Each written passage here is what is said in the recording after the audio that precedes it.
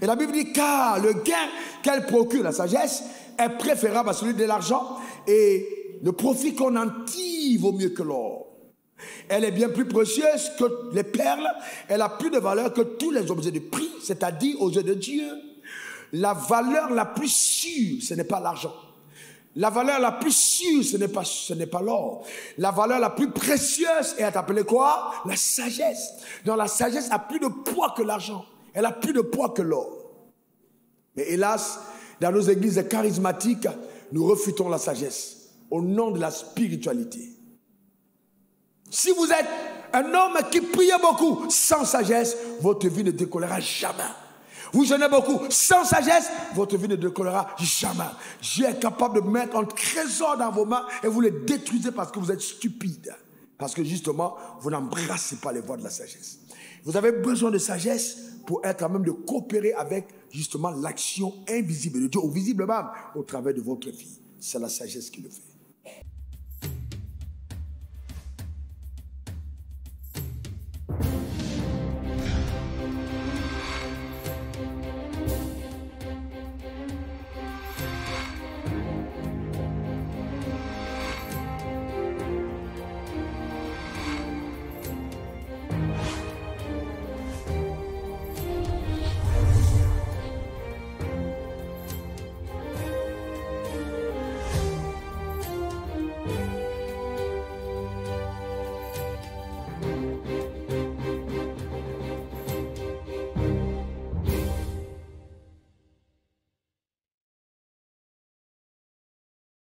Sur ton cœur, nous prions pour la parole.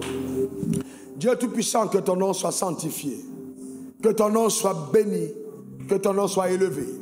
Je veux prier afin, ô Dieu, que tu accordes à chacun d'entre nous, que t'écoutons ici en présentiel ou en distanciel, la capacité d'entendre et de comprendre ta parole. Illumine notre entendement.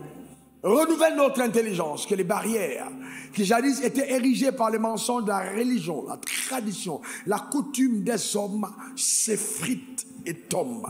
Dans le nom suprême de Jésus, et quand nous prenne place le règne éternel incontestable de la vérité par la lumière.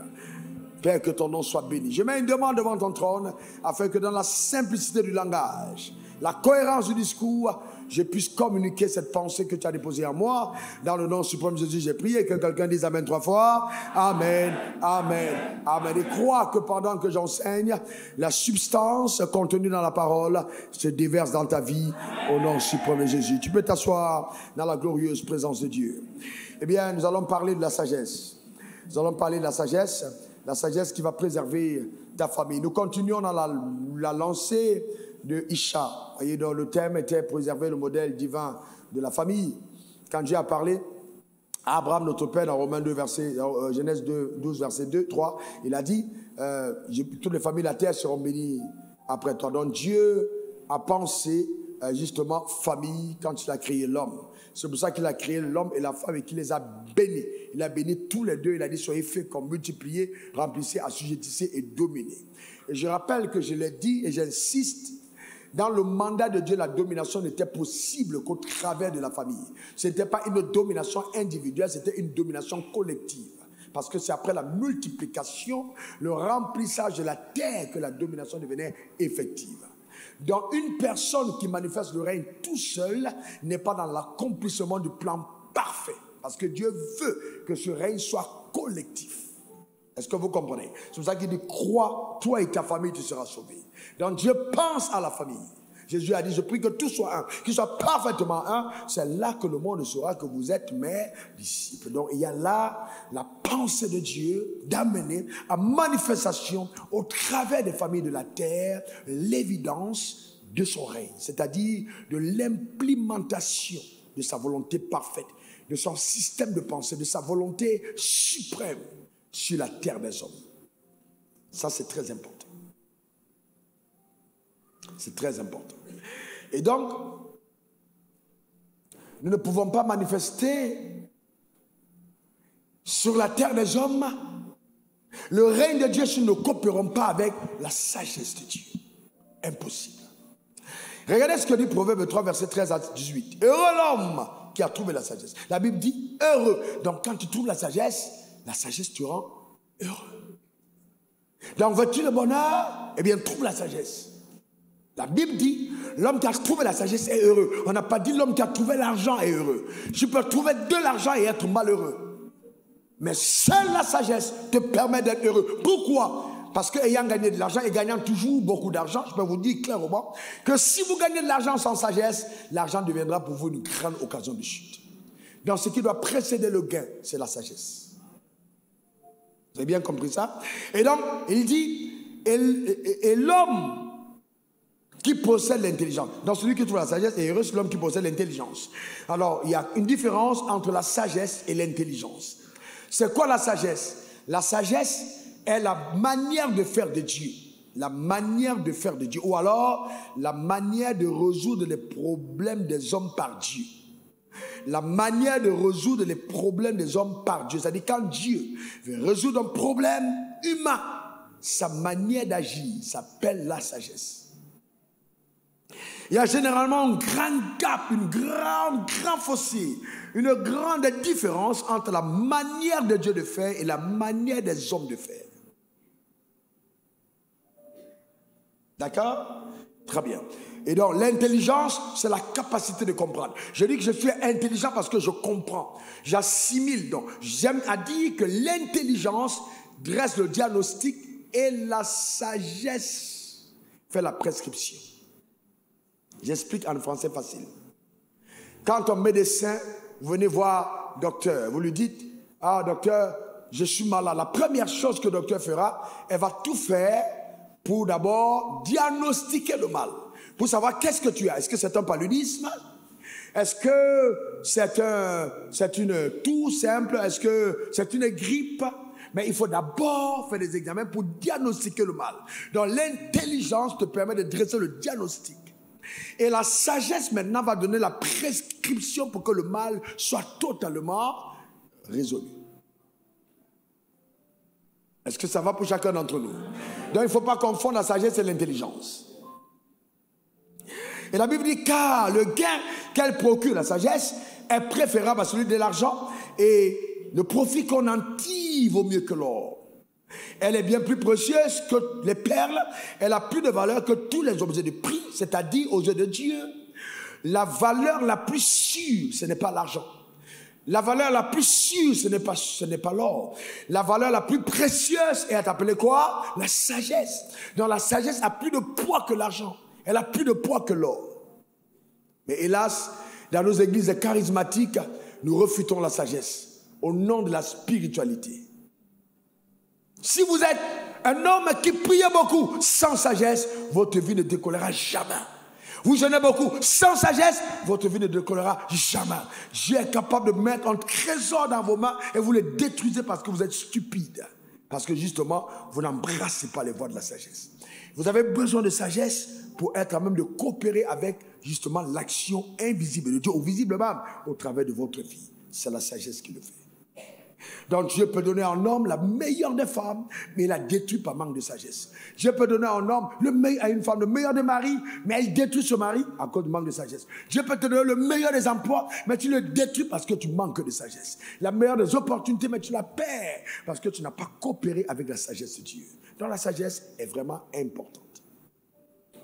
Elle est très importante. Et j'ai vu beaucoup de personnes manquer de sagesse. La sagesse est importante.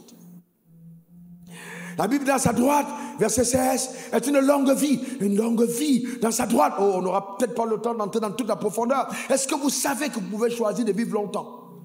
Et que chaque jour à midi quand vous mangez, ou le soir quand vous mangez, vous êtes en train de dire si vous voulez vivre longtemps ou pas. Les choix même de vos aliments déterminent votre longévité sur terre. Après vous allez dire, ah, le diable m'attaque. Le diable ne t'a pas attaqué. Tu t'es détruit toi-même par manque de sagesse. Tu ne peux pas te réveiller à 2 heures du matin quand tu as faim. Parce que tu es arrivé que tu avais faim et tu vas manger. Tu manques de sagesse.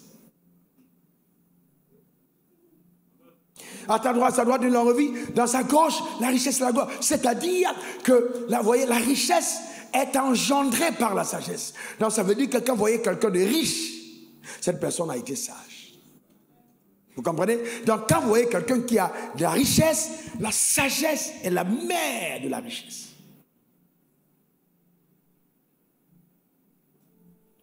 Ses voies sont agréables. Et ses sentiers sont paisibles. Elle est un arbre de vie pour ceux qui la saisissent. Et ceux qui la possèdent sont heureux. La sagesse est une possession incroyable. Et donc, pour la famille, la Bible dit,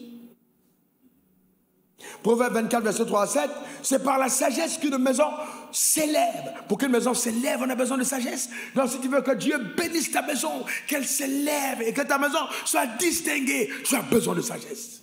La sagesse est indispensable. Et c'est par l'intelligence qu'elle s'affermit. L'intelligence. L'affermissement par l'intelligence. Pas par la prière, pas par le jeûne, non, mais par la sagesse et par l'intelligence. Et vous voyez, le fait que nous avons mis de côté la sagesse et l'intelligence font de certains croyants la risée des païens. Nous sommes supposés briller, nous sommes supposés refléter la gloire de Dieu, mais il manque tellement de sagesse et d'intelligence dans notre manière d'agir. C'est important d'avoir la sagesse. C'est par la science que les chambres se remplissent de tous les biens précieux et agréables. Dieu remplira ta chambre. Il remplira les chambres de ta maison. Il n'y aura pas d'espace vide parce que la sagesse habite ta maison. C'est-à-dire que la sagesse attire la richesse. Un homme sage est plein de force. Et celui qui a de la science affermit sa vigueur. Car tu feras la guerre avec prudence. Et le salut est dans le grand nombre de conseillers. La sagesse est trop élevée pour l'insensé. Il ne verra pas la bouche à la porte. Dans la Bible dit l'insensé ne va même pas rechercher la sagesse parce que pour lui c'est trop élevé. Mais vous savez, j'ai observé sur le soleil que les personnes insensées et stupides se croient souvent sages. Comment est-ce que vous détectez que quelqu'un manque de sagesse? C'est quelqu'un qui parle trop. Je suis arrivé en présence d'un grand homme de Dieu et il a pris le discours pendant près de 45 minutes. Je n'avais pas besoin d'ouvrir la bouche parce que je me dis je suis en présence de quelqu'un qui a franchi des barrières que je n'ai pas encore franchies dans la vie. Donc il parle et je l'écoute. J'ai besoin de puiser de lui quelque chose. Je me tais. C'est ça la sagesse.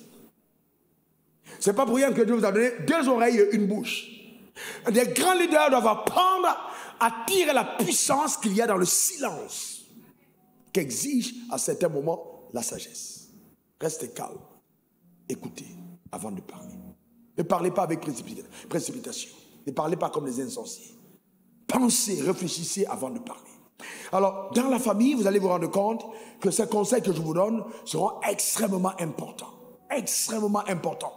Le pouvoir de vos paroles, l'un vis-à-vis de l'autre, la capacité à se maîtriser et de ne pas dire n'importe quoi.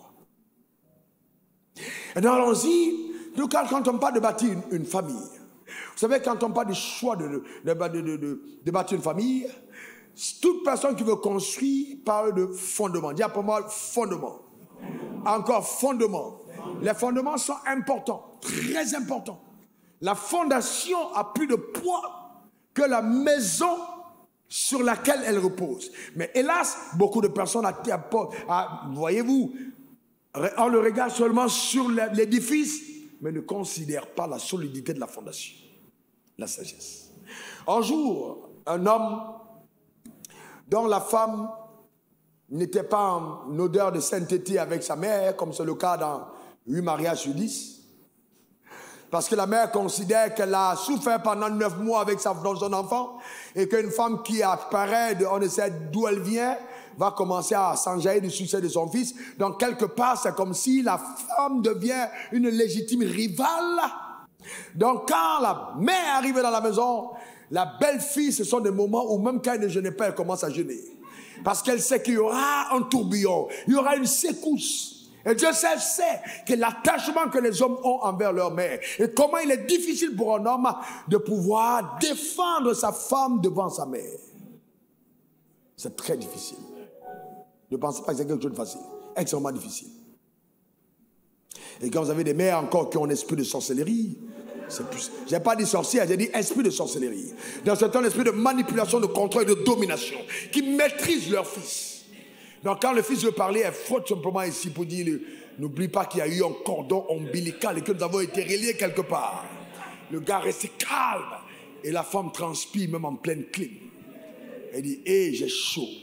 Il faut la voir dans la chambre en train d'appeler ses amis. Elle dit, la sorcière est arrivée chez moi. Elle est là, elle est dans le coin. Non, ce n'est pas la meilleure manière de résoudre ces problèmes. Pas la meilleure façon. Vous avez besoin de sagesse. Je vous explique. Donc la dame arrive dans la maison, elle vient de voyage, elle s'installe, et puis sur le premier repas, la femme est stressée. Donc c'est elle qui prépare le fils, dit non, il faut faire manger, ma mère arrive, il faut vraiment que ma mère mange bien. Mais dans le stress, la femme met beaucoup de sel dans la nourriture. Quand on arrive à table, la maman n'a pas première que pas. Vous savez, la belle-mère cherche la faille. Donc elle met dans la bouche comme ça, elle fait tomber la cuillère. Le fils dit qu'il ne comprend pas qu'est-ce qu'il y a. Le gars récupère et goûte, lui dit que Joe là, ça zaïe, c'est compliqué.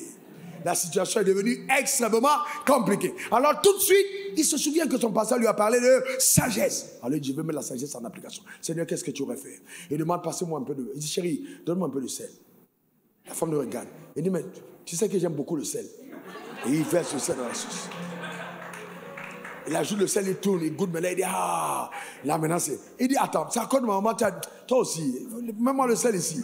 Donc maintenant, qu'est-ce qu'il est en train de dire à sa mère? Il dit à sa mère que ma femme prépare bien. C'est pas parce que c'est trop salé. Elle a trop salé parce qu'elle voulait faire plaisir à son mari. Ma question est la suivante. Combien d'hommes auraient agi pareillement à l'égard de leur femme? Le drame, c'est que beaucoup d'hommes, face à leur famille, ont souvent tendance à livrer leur femme comme étant un objet de ridicule. Écoutez-moi attentivement. Si vous êtes sage, un homme qui se moque de sa femme devant ses frères ou devant sa famille est un homme qui se moque de son avenir. Je vous dis la vérité, vous ne pouvez pas vous moquer de votre femme devant votre famille et penser que vous allez être heureux. Terminé. Vous êtes en train de tirer votre famille en lambeaux, de détruire la faveur qu'il y a sur votre maison. Car une maison qui est divisée contre elle-même ne peut pas subsister. Écoutez-moi attentivement. Le premier combat que vous allez mener par la sagesse, c'est le combat de l'accord dans votre famille. Vous devez être en accord. L'accord fondamental, de façon que certaines batailles et défis que vous livrez restent au milieu de vous deux. Je vais plus loin. Un secret qui n'est pas gardé par un des deux n'est plus un secret. Le meilleur ami à qui tu confies le secret n'a pas la responsabilité de le garder parce que tu n'as pas pu le garder. Donc tu n'as pas accusé ta mère. Pourquoi tu m'as trahi? Non, c'est toi qui t'es trahi. Parce que la personne à qui tu parles n'était pas supposée entendre. Quelque chose qui vous échappe n'est plus sous votre contrôle. Donc c'est pour ça que dans le conseil de Dieu, personne ne vous a dit qu'est-ce qui s'est passé entre le Père, le Fils et le Saint-Esprit pour qu'on crée l'homme comme il est. Vous ne savez pas quelle était la vie du Saint-Esprit, quelle était la vie de Jésus, quelle était la vie du Père. Le conseil est sorti, il a dit, faisons l'homme. Mais c'était après une discussion. Personne ne sait sur quoi ils étaient en désaccord avant de s'accorder. C'est ça la force. Préserver l'accord. Cet accord devrait être le fondement de ce sur quoi vous allez partir.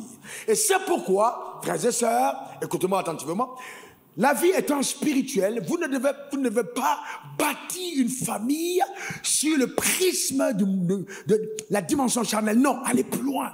J'ai dit quoi? La vie est spirituelle. Donc ça veut dire que les gens que vous voyez représentent des entités dans le monde spirituel. Donc ne construisez pas de votre vie à la légère. Quand il s'agit du choix d'un conjoint, parents, impliquez-vous dans la prière. Quand il s'agit du conjoint que votre fille ou votre fils doit avoir, ne dormez pas. Prophétisez sur vos enfants.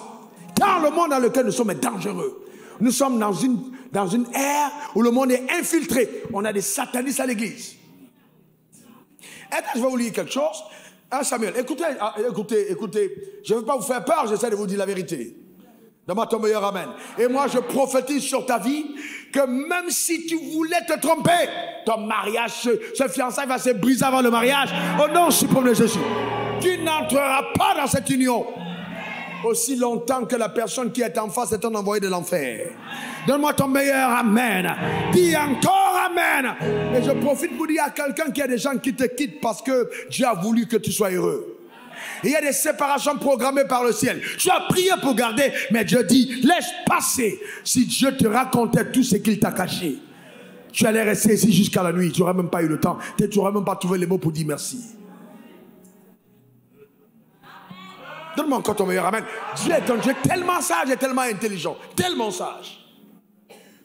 Donc nous devons, voyez-vous, faire attention dans la vie, beaucoup de sagesse. Regardez 1 Samuel 17, verset 55 à 58. Lorsque Saül avait vu David marcher à la rencontre du Philistin, il avait dit à Abner, chef de l'armée, de qui ce jeune homme est-il, fils Abner? Abner répondit, aussi vrai que ton âme est vivante, ô roi, je l'ignore. Informe-toi donc auprès de qui? Informe-toi donc de qui ce jeune homme est fils, dit le roi. Continue. Et quand David fut de retour, après avoir tué le Philistin pour la 3e fois, il va poser la question. Abner prit le prix et le mena devant Saül. David avait avait à la main la tête du Philistin. Continue. Saül dit, ça c'est la 3e fois, de qui es-tu fils? 3 fois, dans la même séquence du temps, il pose cette question de qui ce jeune homme est le fils. Et David répondit, je suis fils de ton serviteur Isaïe, Béthélémite. Ça peut paraître anodin, mais Saül avait fait une promesse. Celui qui va tuer le Philistin va épouser ma fille. Donc quand il a vu la démarche de David, il s'est rendu compte qu'il y avait affaire à un guerrier et qu'il était possible que le combat soit remporté. Mais comme la parole avait déjà été lâchée, il essaye de voir les conséquences de la parole relâchée. Il dit, mais de qui ce jeune homme est le fils? S'il arrive à être victorieux, avec quelle famille la famille royale entrera en alliance? Lors du mariage, qui sera le père et la mère de ce jeune homme dans la cour royale? Il se rend compte que là, il y a quelque chose, il y a des enjeux énormes.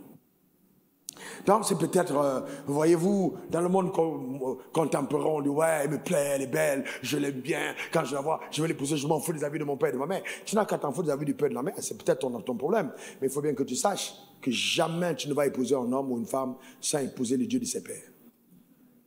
Il faut bien que vous compreniez ceci, que je suis enfant de Dieu. J'entre en alliance avec une femme, les dieux de ses pères sont en alliance avec moi, parce que l'alliance, c'est un contrat, c'est un pacte conclu entre deux, scellé par le sens d'une alliance qui devient indissoluble dans le règne spirituel. Vous partagez les passifs et les actifs. Dans les charges spirituelles, soit positives ou négatives, du conjoint que tu épouses commence à avoir de l'influence sur ta vie. Donc si c'est une famille qui est toujours, où il y a toujours des gens qui échouent, tu peux être brillant. J'ai vu des gens lumineux, éclairés, mais ne jamais décoller dans la vie, pas parce qu'ils ne pouvaient pas décoller, mais à cause d'un mauvais mariage. Et il y a des femmes, pour les épouser, il faut être spirituellement fort. Ah ouais, parce que tu dois faire tomber l'homme fort de la famille qui va s'élever contre toi. Parce qu'il y avait une fatale, il y avait un interdit sur la famille. On a dit, elle ne va jamais franchir telle barrière. Et quand tu entends en alliance avec elle, et tu veux en faire ta femme, ces entités vont te poursuivre en disant, nous avons dit, elle ne va pas atteindre. On s'en fout de toi. Tu vas subir. Et là, il faut être fort. C'est pourquoi Dieu dit, ne vous mettez pas avec un inconnu sous son joug étranger. Donc il faut que tu connaisses qui tu épouses. Il ne faut pas que ce soit un inconnu. Il faut que tu comprennes qui il est. Aujourd'hui, vous voyez, les gens vont, ah oui, on te demande un mariage, en plein supermarché, on se baisse, on te demande la droite, ah oui, tu veux m'épouser. Arrêtez les films. La vie n'est pas un film. Hein? Ah non, non, non. La vie n'est pas un film, hein? La vie c'est une réalité. Il faut faire attention. Il faut faire très attention, c'est pas le film, c'est pas la fiction, non, c'est pas Internet, non, c'est pas Hollywood, non, c'est pas Hollywood, non, non, non, non, la vie c'est le Divine Word, la parole de Dieu. Il faut faire très attention, il ne faut pas jouer avec ça. J'ai entendu un jeune homme qui a témoigné, il dit, ah oui, Dieu, et vraiment, j'ai prié pour une dame, et puis Dieu l'a visité, un homme est venu, il a demandé un mariage, 48 heures après, ils étaient mariés. J'ai baissé ma tête à la réunion, j'ai dit, c'est pas croyable. Comment une femme se marie 48 heures après avoir rencontré un homme? Mais c'est catastrophique. Est-ce que vous savez que pour faire une fondation, on creuse? C'est pour un creuse pour enlever, pour s'assurer que le sol là est capable de contenir l'édifice. Creusez! Si vous n'avez jamais travaillé avec KGB aussi, il y a devenu enquêteur. On n'épouse pas une femme parce qu'on l'a vue. On épouse une femme parce qu'on l'a entrevue. Donc ce n'est pas simplement le regard. Il faut aller plus loin. Il faut percer pour voir au plus loin que ce que tes yeux voient. Pour comprendre même ses racines. Si vous pouvez monter jusqu'à 2 générations, il n'y a pas de problème. Allez jusque dans son village, allez faire des enquêtes.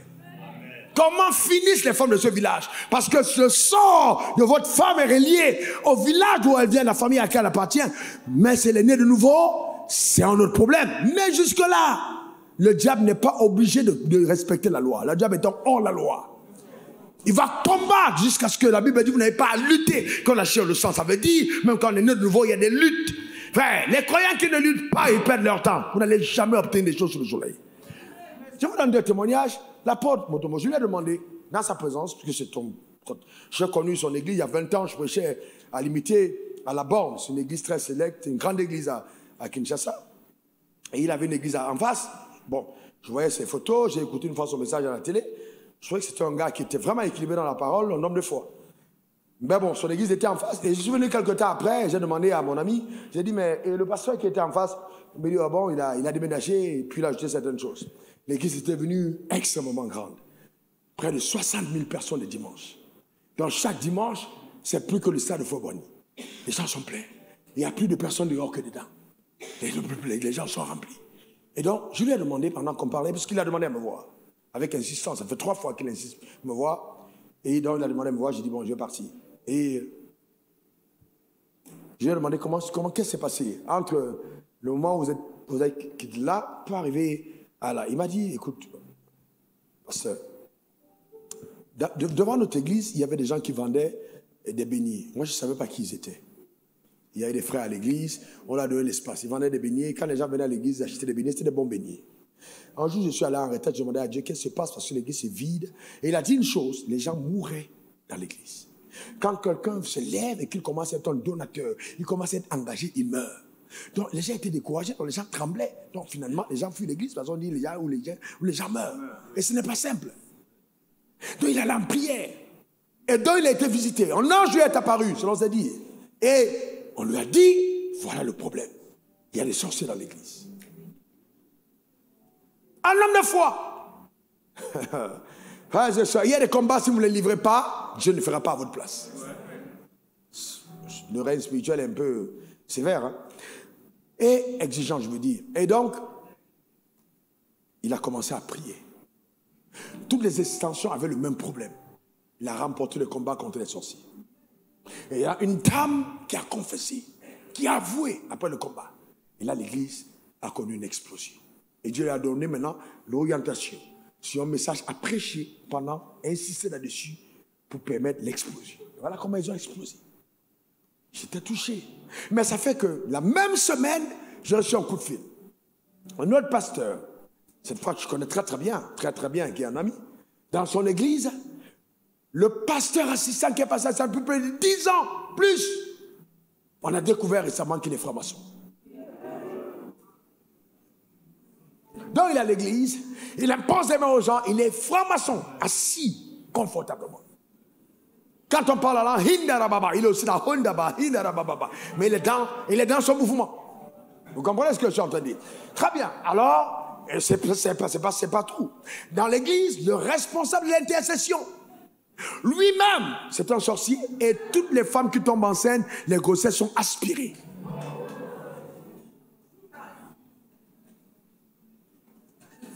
Donc vous comprenez qu'il est important et vital, frères et sœurs, de faire attention. De faire attention. On n'entre pas en alliance sans connaître. Maintenant, si c'est ce que tu aimes, tant mieux. Mais si tu dis, je veux aller dans telle voie, assure-toi que la personne qui devient ton conjoint, voyez, il y a une compatibilité. Adam dit, voici celle qui est os de mes os, chair de ma chair. Il n'a pas dit, voici celle qui est chair de ma chair. Le drame aujourd'hui, c'est que nous regardons d'abord à la beauté avant de regarder à l'intérieur. Alors qu'Adam a regardé à l'intérieur avant d'apprécier la beauté. Donc c'est vrai qu'il a trouvé qu'elle était belle, mais il a voulu savoir qui est dedans. C'est quelle espèce. Parce que quand il dit os de mes os, il est en train de rechercher, c'est une compatibilité. Il a vu que la guenon était avec le cerf. Il a vu que la poule était avec le coq. Il s'est dit, si je dois prendre une partenaire, il faut qu'elle soit comme moi. Le drame, c'est que nous ne recherchons pas ça, mais nous disons, il me faut une femme qui soit belle. Et la chirurgie esthétique peut te donner aujourd'hui toutes les formes et tout le type de beauté que tu veux. Parce que c'est ce que tu veux. Eh bien, les gens et les femmes changent de visage. Tu vois une femme il y a 15 ans, aujourd'hui, tu la vois, tu ne la reconnais pas. Si elle veut être blanche, elle est blanche. Un nez, tout ça, tout est changé. Eh bien oui. Mais bon, si ce sont des critères, mais il faut bien que tu saches combien de temps ce critère tient dans le temps. C'est important. Parce qu'une décision doit être vue à court, moyen et long terme. D'accord? Et c'est important aussi. Tu as encore ton homme. Ah oui, il faut qu'il ait un peu. Mais il faut qu'il ait un peu. Le un peu de maintenant qu'il a là. Il faut bien comprendre combien de temps ça dure. Ça peut être ton gars qui a volé l'argent et qui vient te demander un mariage. Il faut bien comprendre d'où est la source de son argent. Qui est derrière ce qu'il a. C'est pas le tout d'avoir l'argent. Peut-être qu'il a eu de l'argent, on lui a demandé maintenant d'apporter une femme. Et comme il n'a pas de femme, il te pousse pour sacrifice. Ce n'est pas des choses qu'on n'a pas vues. Je suis pasteur depuis un certain temps.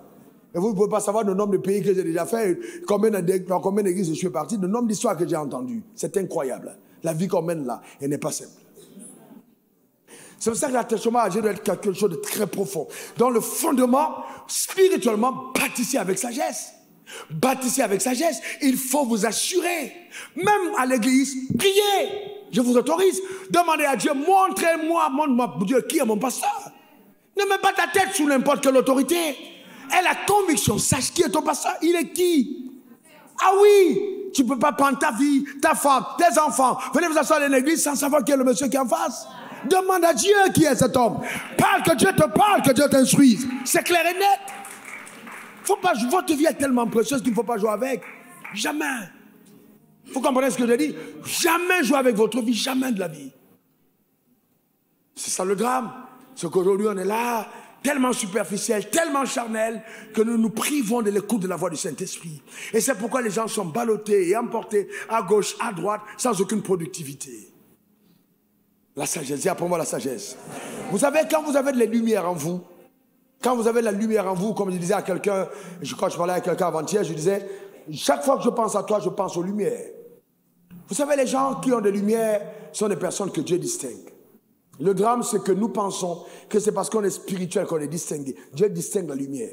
Vous êtes la lumière du monde. Et la lumière, c'est la sagesse. Ton habileté à te déployer avec sagesse. Il y a des gens, vous les voyez, vous vous demandez, mais cette personne prie, mais quelqu'un manifeste dans la vie. On a besoin de sagesse. Dis pour moi la sagesse. Encore la sagesse. Et dans 3 dimensions de ton mariage et de ta famille, la sagesse doit être visible. Numéro 1, la communication. Donc après le choix de conjoint et que vous êtes entré dans une famille, tu dois avoir la sagesse de la communication. Ta manière de communiquer doit exprimer ta sagesse. La communication. J'ai dit au pasteur, quand tu prêches, tu ne prêches pas pour dire ce que tu connais. Tu prêches pour faire comprendre ce que tu connais. C'est différent. Je ne dis pas ce que je connais. Je fais tout pour qu'on comprenne ce que je connais. Donc je fais passer le message. C'est différent de juste dire.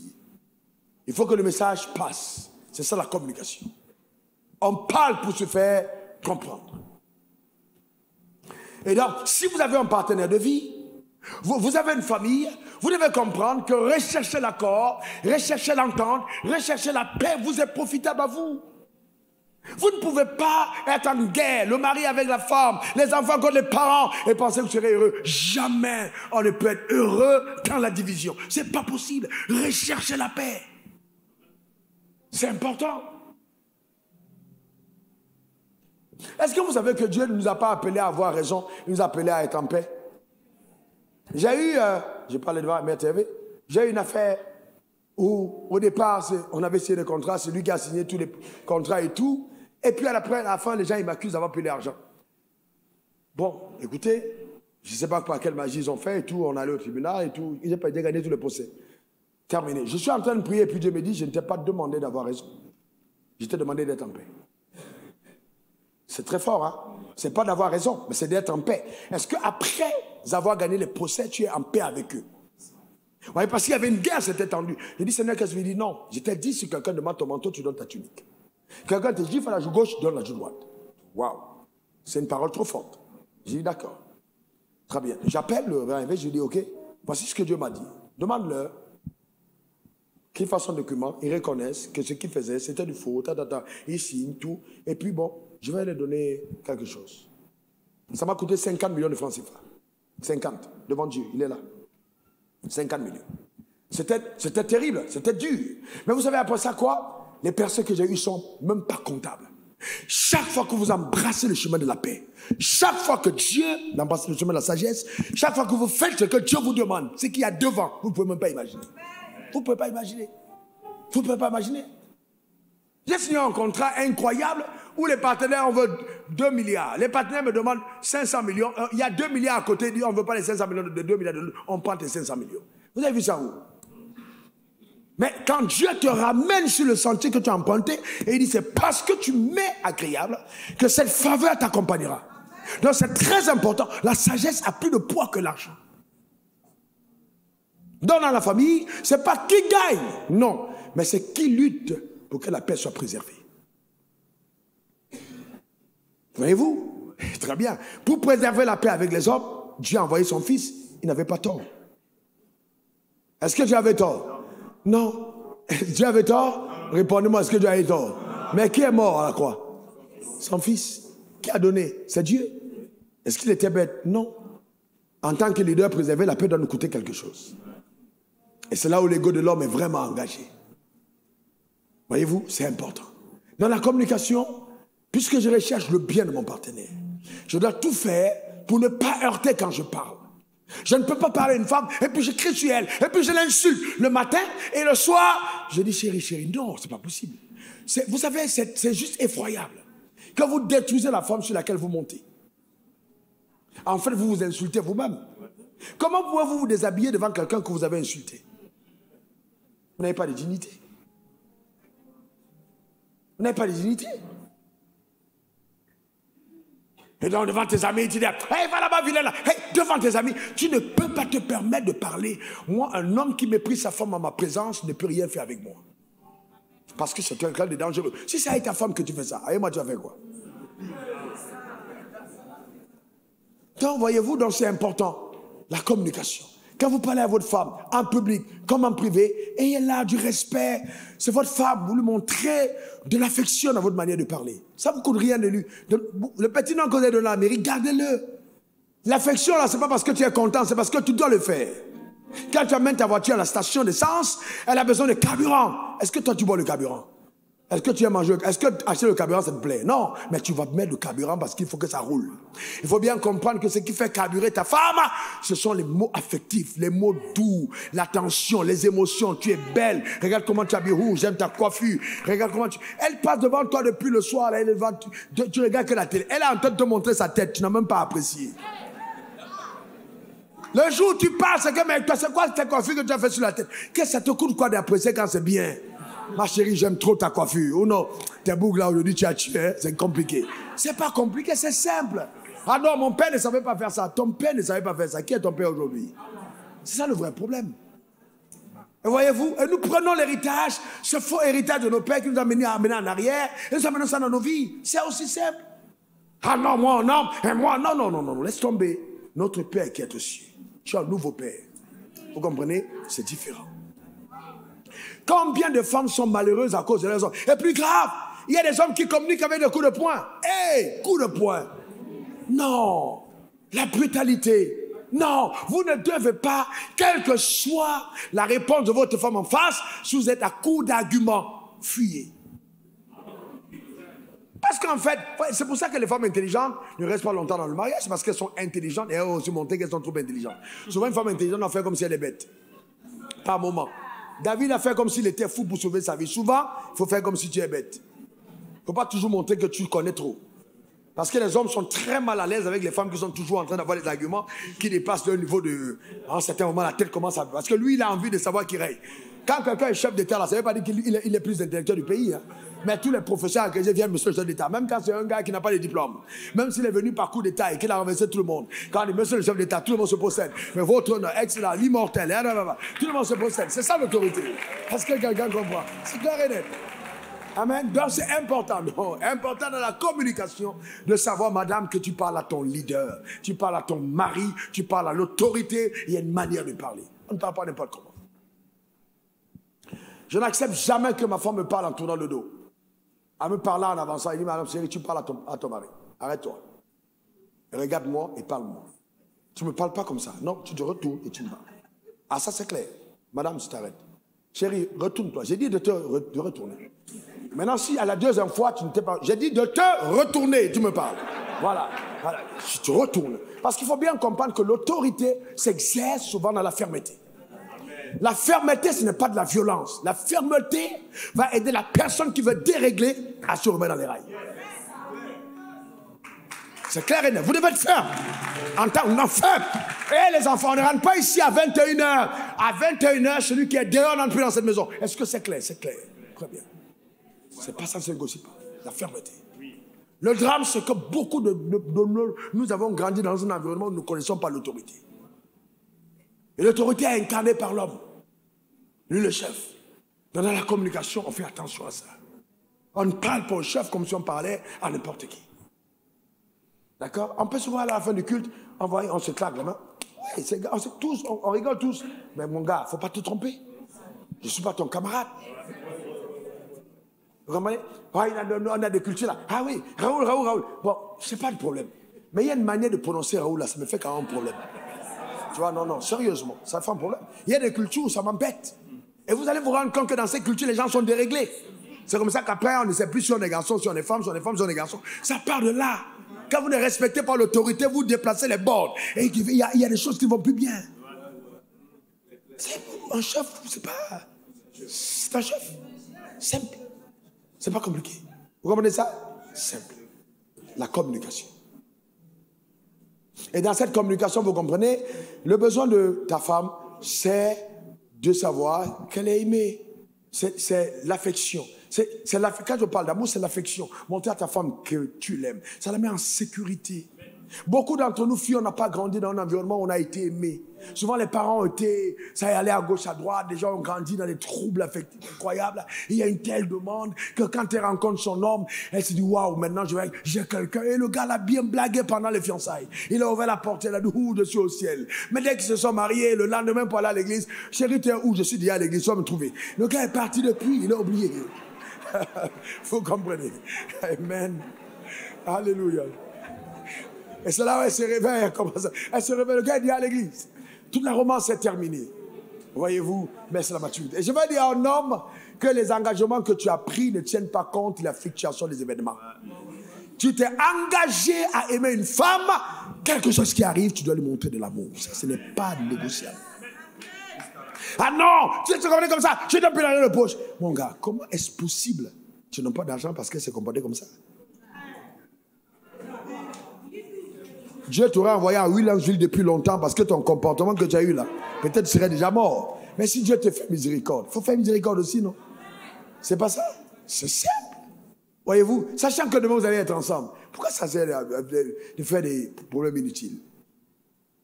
C'est important. C'est important. Personne ne se marie pour souffrir. Et les personnes qui souffrent sont celles qui se sont mariées pour être heureuses. Je reprends. Personne ne se marie pour souffrir, mais celles qui souffrent, ce sont celles qui sont mariées pour être heureuses. Ceux qui se marient pour rendre heureux souffrent difficilement. Ceux qui se marient pour être heureux souffrent difficilement. Parce qu'elles ont conscience, ces personnes, de s'investir dans la vie des autres, de donner aux autres, d'apporter aux autres. Mais quand vous êtes là et que vous ne voulez que être heureux, vous ne cherchez que ce qui vous plaît. Et c'est ça. Parce que tu as épousé cet homme parce qu'il avait un peu. La Bible dit qu'il a reconnu le faible au bras de l'Éternel. Qui a reconnu. C'est-à-dire, même dans le choix de ton conjoint, il faut faire attention. Dieu peut t'envoyer un roi en statut d'esclave, affranchi. Il n'est pas encore dans sa royauté. Mais ce n'est pas parce qu'il n'est pas encore dans sa royauté qu'il n'est pas un roi. Donc le discernement, en collaboration avec la voix de Dieu, te permettra de saisir le roi avant que toutes les prédatrices ne tombent sur lui quand sa royauté sera visible. Je vous dis ce que je sais en tant que pasteur. Quand les hommes riches viennent à l'église et qui sont célibataires, ça crée beaucoup de problèmes. Vous commencez à avoir des soeurs, commencez à faire des offrandes, vous voyez les démarches changent. Et puis, s'il est de ce côté, les mêmes soeurs, elles vont aller du même côté parce qu'il faut qu'elles tournent du côté. Ce sont des choses qu'on voit à l'église. Mais tout ça, c'est parce que les gens sont charnés. Amen. Les gens demandent, mais comment est-ce que je vois? Mais il faut dire, je suis pasteur. Je vois clair. Parce que je vois clair. Je vois tellement clair, frères et sœurs. Amen. Alléluia. Mais c'est important de rester focalisé. D'accord? Restez focalisés. Ce que Dieu a pour toi est pour toi. Et Dieu te réserve quelque chose qui est à toi. Donc ça ne sert à rien de paniquer, ça ne sert à rien de trembler. N'aie pas l'impression que si cet homme t'a échappé, la vie t'échappe. Non! Dieu a quelque chose pour toi. Souvent Dieu te délivre de la personne qui est venue pour te détruire. Il faut juste faire confiance en Dieu. Je vous donne un autre témoignage. Un témoignage, vous savez, je suis pasteur depuis longtemps. Une dame veut se marier. Et généralement, toutes les personnes à qui j'ai dit attention au mariage, ça finit toujours mal, généralement. Elle veut se marier et puis elle vient me voir. J'ai dit, demande donc ton mari. Elle me dit, ok, on va prier. On prie après. Je lui dis, oh, attention, fais attention à cet homme. Je suis aux États-Unis et puis Dieu me dit clair que le monsieur est malade. J'ai dit, faites des examens. Demandez au monsieur de vous faire des examens et qui présente ces examens. Le monsieur et la femme, drip, paf, ils se marient. Mais avant qu'ils ne se marient, la femme va raconter une histoire après. Elle est décédée. Alors, elle est chez elle, et puis un fou monte. Papa, bicole la porte, papa.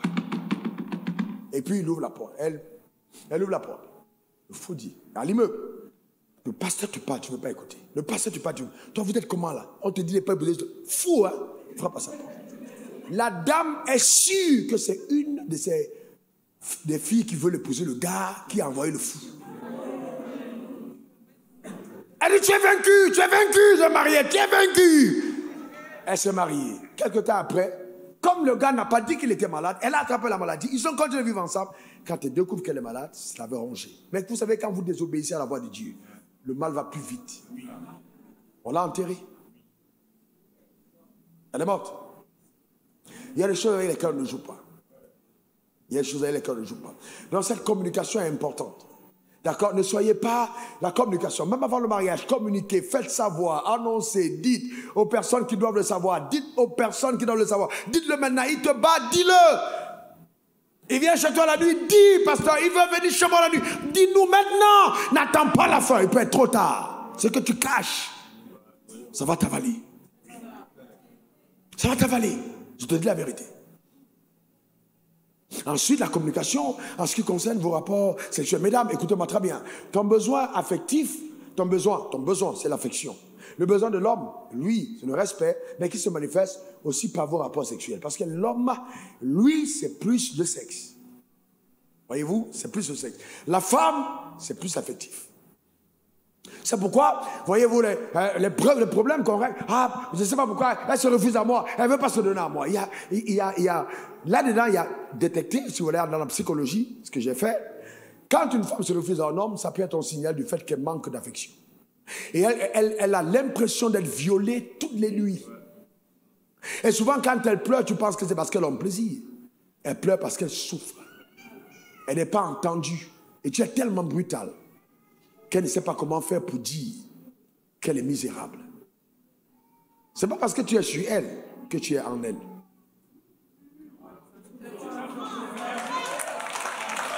Donc, ça peut être terrible. Donc, il faut quand même, autant, s'arrêter. Je dis, la femme est une thèse, c'est une thèse de vie. Une thèse continue de vie. Tu dois constamment être en train d'étudier parce que tu es dans les recherches, tu vas défendre. C'est une thèse de vie. Et ça connaît des fluctuations avec le temps. Il faut avoir de l'attention. Et ça peut aussi signaler que, en fait, ce n'est que qu'un moment où toi seul trouves ton plaisir. Et la femme, ce n'est pas un moment pour elle qui est un moment sacré parce que toute la journée, tu l'as insultée. Et le soir, elle pleure. Maintenant, elle se rappelle, quand elle allait au mariage, sa maman et ses soeurs, la mère ont dit « courage ». Elle comprend que le mariage, là, il faut vraiment être courageuse. Mais entre-temps, les autres à l'église chantent, elles rient, elles sont contentes, elles sont joyeuses, elles sont heureuses. Maintenant, elles viennent aussi, elles rient comme tout le monde. Mais quand tu es spirituel, tu vois dans les yeux. Une femme qui n'est pas heureuse a un regard qui ressemble à celui d'un cobra. Il y a des choses à l'intérieur. Je vous dis sérieusement, il y a des choses à l'intérieur, il y a des trames visibles. Quand Jacob a regardé le visage de Laban, il a su qu'il y avait problème. Quand vous êtes spirituel, je connais dans l'église des femmes qui sont malheureuses avec le mari. Je connais. Elles ont souvent la tête en bas. Elles n'arrivent pas à regarder en face. Quand elle rit, c'est jaune. Tu sais, il y a quelque chose là. Le sourire n'est pas vrai. Elle souffre. Mais comme on dit, il ne faut pas que le pasteur sache, il ne faut pas que le pasteur sache. Frère, si le pasteur sait, va me faire confiance. Frère, un jour, un diacre va voir son pasteur parce qu'il veut résoudre. On me dit non. Et la femme dit, il faut qu'on aille voir le pasteur. Ça il y en a. Il dit, ok, on va aller chez le pasteur. Pendant qu'ils arrivent maintenant chez le pasteur pour aller, ils sonnent, et quand on ouvre, il attend le pasteur, il est en train de crier et sa femme en train de dit, chez eux aussi, c'est le feu. Maintenant, quand ils arrivent chez le pasteur pour résoudre le problème, ils trouvent que le pasteur lui-même est dans ses chaud chez lui. C'est chaud, frère. Il ne faut pas penser que le médecin qui te soigne est forcément en bonne santé. Le gars peut te soigner de sida alors qu'il est en train de mourir de cancer.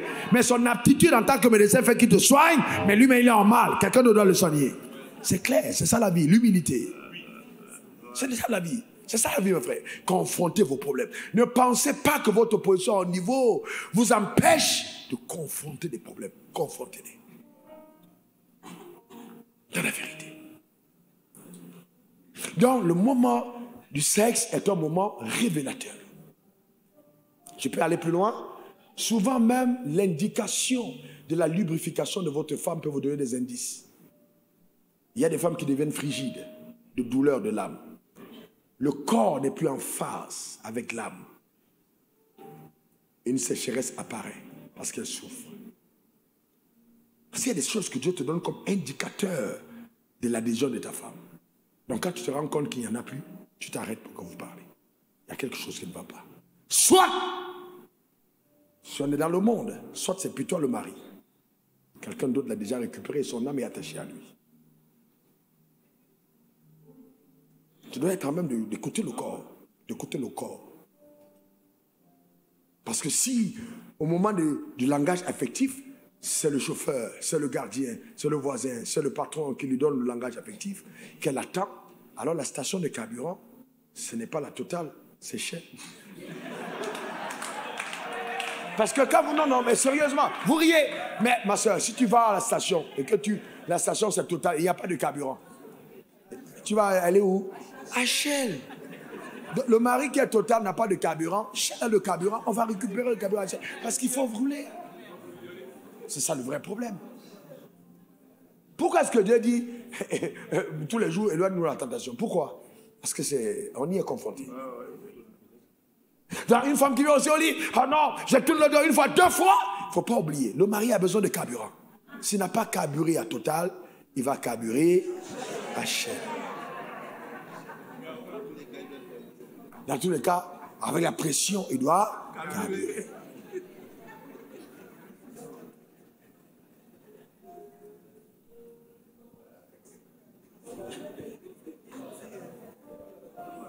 Voyez-vous, le carburant te coûte, mais tu mets quand même le carburant. Il faut bien comprendre que rendre ton partenaire heureux doit te coûter quelque chose. Mais tu vas quand même le faire parce que ça fait partie de ce que le moteur de la famille a besoin pour pouvoir carburer, pour pouvoir avancer. Donc il faut le faire. Il faut le faire. Il faut s'investir. Et n'ayez pas honte, parlez, discutez sainement.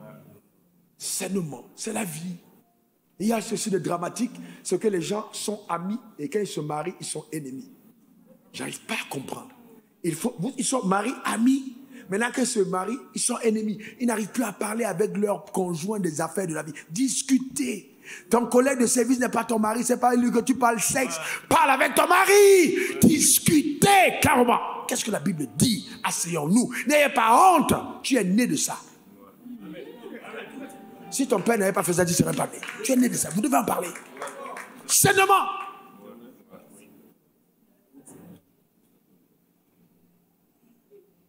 Toutes les soeurs spirituelles ont commencé à regarder le plafond. Je vous dis la vérité.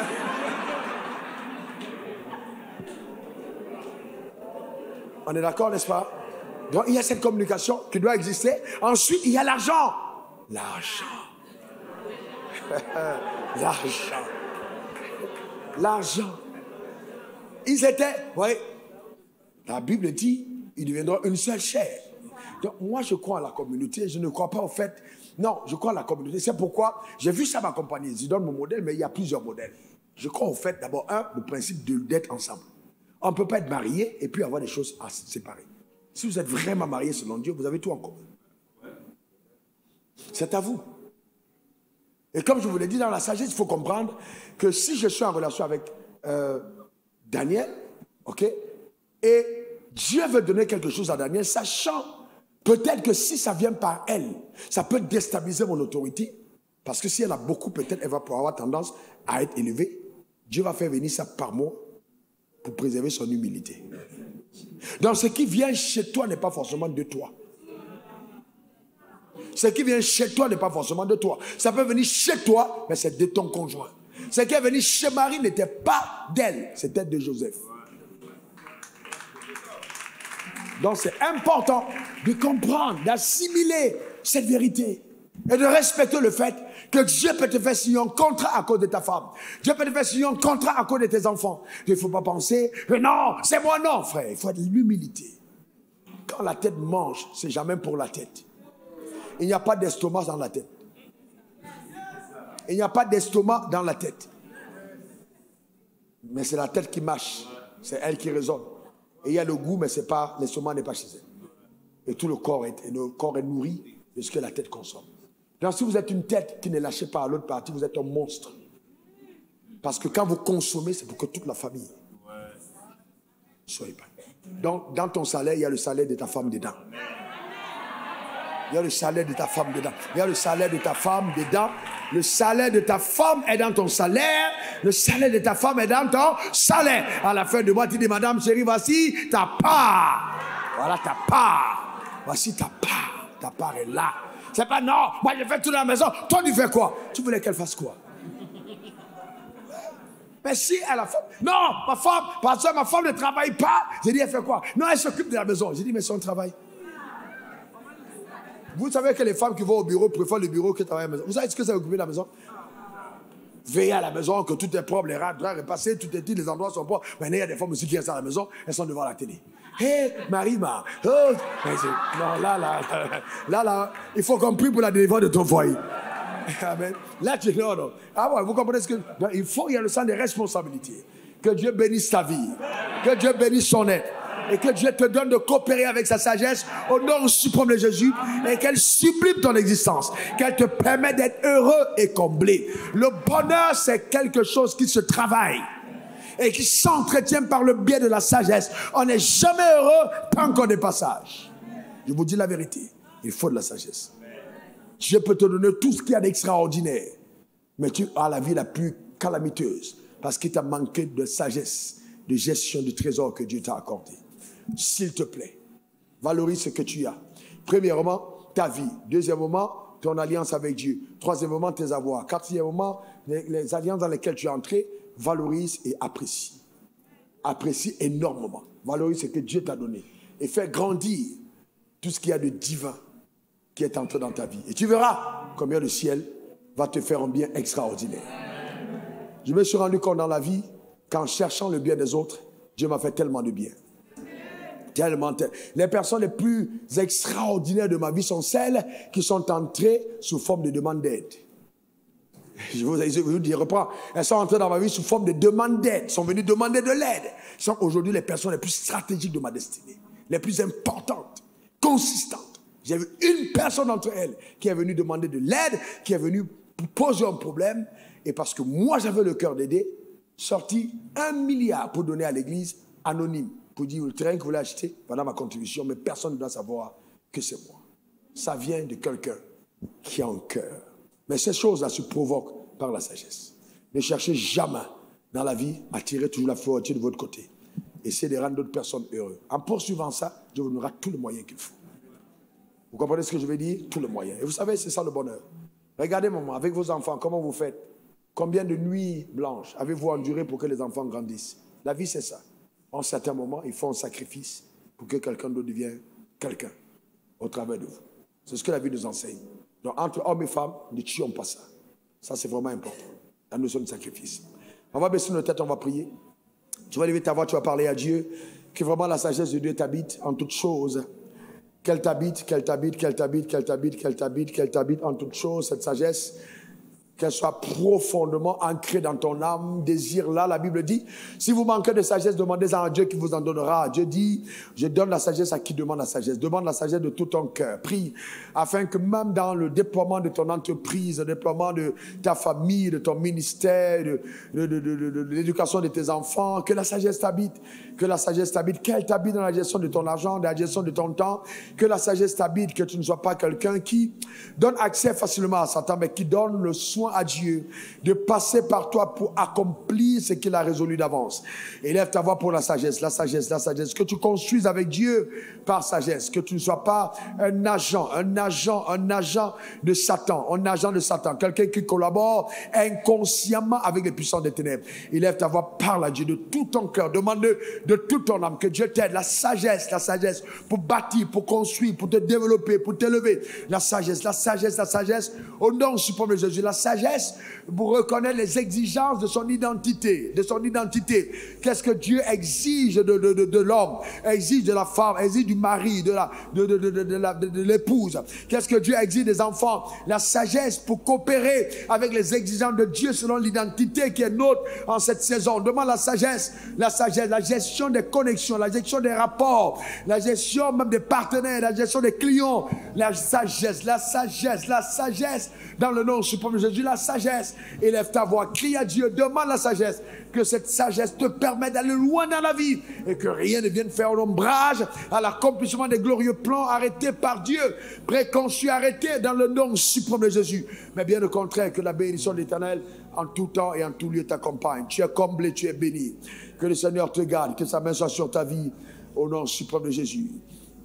Amen, amen, amen. Je voudrais, pendant que nous avons la tête baissée, demander à quelqu'un qui est ici, si tu as envie de faire la paix avec Dieu, tu as envie de faire la paix avec le Seigneur, tu te dis vraiment, j'ai entendu ce message, je veux faire la paix avec Dieu, je veux faire la paix, je veux vraiment ouvrir mon cœur au Seigneur, mon cœur au salut. Lève ta main là où tu es. Je vais prier pour toi. Cette nuit, j'ai été vraiment poussé par Dieu d'appeler au salut certaines personnes. Lève ta main droite. Tu es là, lève ta main. Tiens-toi debout simplement, je vais prier pour toi. Tu es là, tu veux faire la paix avec Jésus, lève-toi. Je vais prier pour toi. Jésus est notre sagesse. Il est notre sagesse. Tu veux faire la paix avec lui. Tiens-toi debout, tiens-toi debout. Ou avance alors simplement ici devant l'autel. Tu veux faire la paix avec Dieu. Et que Dieu lui-même, par sa grâce, viens devant l'autel, viens devant l'autel, viens devant l'autel. Dans le nom suprême de Jésus. Viens devant l'autel. La sagesse de Dieu t'amènera à des dimensions insoupçonnées. La sagesse, ce genre de lumière qui habitait Daniel parce qu'il avait ouvert son cœur à Dieu. Que sa lumière nous habite, que sa lumière t'habite, que les lumières de Dieu t'habitent et que par la puissance infaillible de Dieu, son œuvre s'accomplisse dans ta vie dans le nom suprême de Jésus. Merci Seigneur pour cette œuvre de salut. Au nom de Jésus, lève ta main droite, s'il te plaît, toi qui es ici devant, répète après moi. Seigneur Jésus, j'ai entendu ta parole, mon cœur est touché et avec Dieu je vais faire la paix. En ton nom, change mon cœur, donne-moi un cœur nouveau, pardonne-moi mes péchés. Seigneur, que ton sang me lave, change mon cœur, change ma vie. J'ai besoin de sagesse. Jésus, je t'accepte dans ma vie.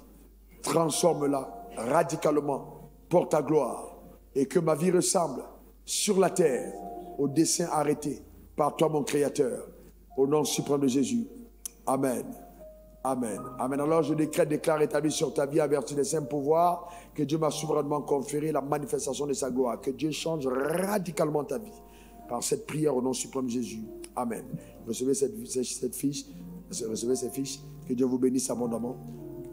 Remplissez-les. Tout à l'heure nous recevons. Acclamons le Seigneur pour aller à vos places.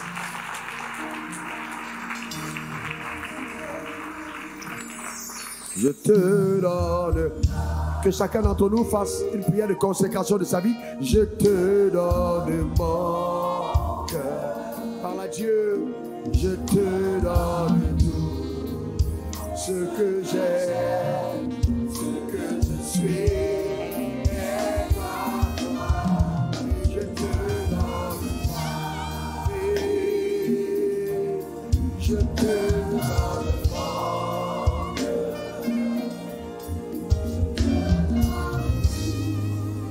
Ce que j'ai, Père, tu as dit, on ne connaîtra plus personne selon la chair. Je prie que ce message sur la sagesse aide chacun d'entre nous à germer selon le prototype initial, éternel, de la conception qui est tienne par rapport à sa vie.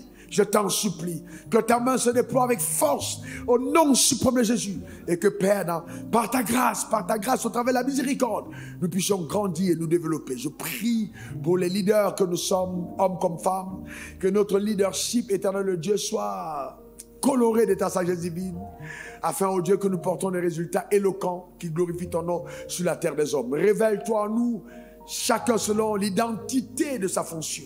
Et les exigences rattachées, éternel Dieu, à cette identité, afin que par la sagesse, nous coopérons, éternel, avec les exigences du ciel, dans le nom suprême de Jésus, et que nous révélons sur la terre ce que tu as souverainement masqué de par ses apparences, éternel, au nom suprême de Jésus. Que germe au travers de l'esclave, que nous fûmes le roi que nous sommes. Dans le nom suprême de Jésus, du faible, le fort. Éternel, merci Seigneur pour ta fidélité. Au nom suprême de Jésus, j'ai prié. Quelqu'un dit Amen 3 fois. Amen. Amen. Amen. Que Dieu te bénisse très abondamment.